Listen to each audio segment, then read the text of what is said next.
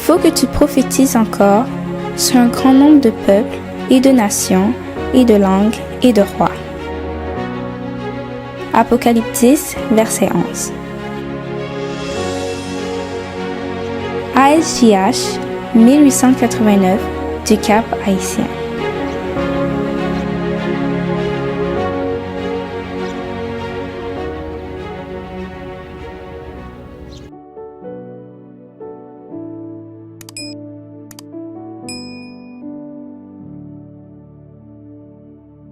Le chef du royaume est un libéral. Une citation des témoignages de Sir Ellen G. White. Jean 1er, verset 29. Voici l'agneau de Dieu qui ôte le péché du monde.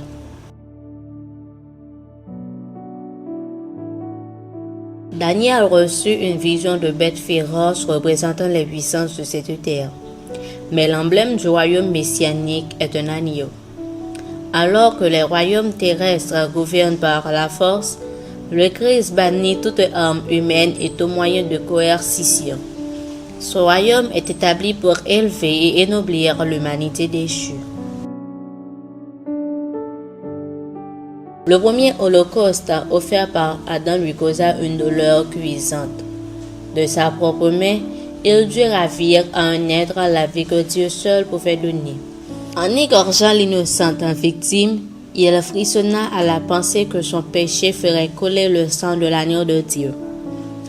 Cette scène lui donna un sentiment plus profond et plus vif de la gravité d'une faute qui ne pouvait être expiée que par la mort d'un être cher au cœur du Très-Haut. Puis Adam s'émut devant la bonté infinie de celui qui consentait à offrir aux pécheurs une telle rançon. Les types et les ombres du service lévitique, avec les prophéties, ne donnèrent aux Israélites qu'une vue peu claire de la miséricorde et de la grâce que le Christ a révélée du monde. L'homme ne peut observer la loi morale que grâce au Christ. En transgressant cette loi, l'homme avait introduit le péché dans le monde, et par le péché la mort. Le Christ devint la propitiation pour le péché de l'homme. Il offrit sa perfection de caractère en lieu et place de l'état de péché de l'homme. Il prit sur lui la malédiction attachée à la désobéissance. Les sacrifices et les offrandes préfiguraient le sacrifice qu'il allait accomplir. L'agneau immolé était un type de l'agneau qui ôte le péché du monde. Il existe une parfaite harmonie entre la loi et l'Évangile. Ils s'appuient mutuellement.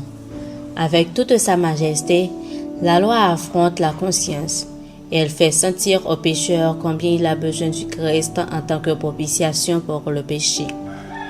L'Évangile reconnaît l'autorité et l'immutabilité de la loi. Je n'ai connu le péché que par la loi, déclare Paul, Romains 7, verset 7. Le sentiment du péché, provoqué par la loi, jette le pécheur aux pieds du Sauveur.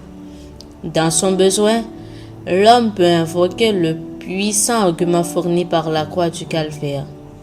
Il peut s'approprier la justice du Christ, communiquée à tout pécheur repentant. Puissance de la grâce, page 15, paragraphe 2 à 5.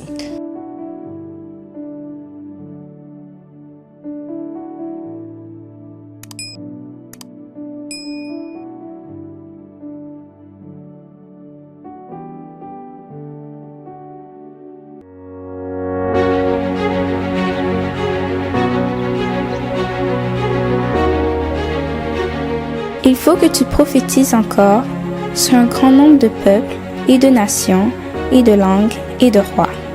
Merci d'avoir écouté cette présentation. Si vous souhaitez prendre part à la mission que Jésus-Christ confie à notre Église, contactez-nous via les coordonnées suivantes: ASJH 1889, caphaïtien@gmail.com, pour WhatsApp 509 32 32 41 42.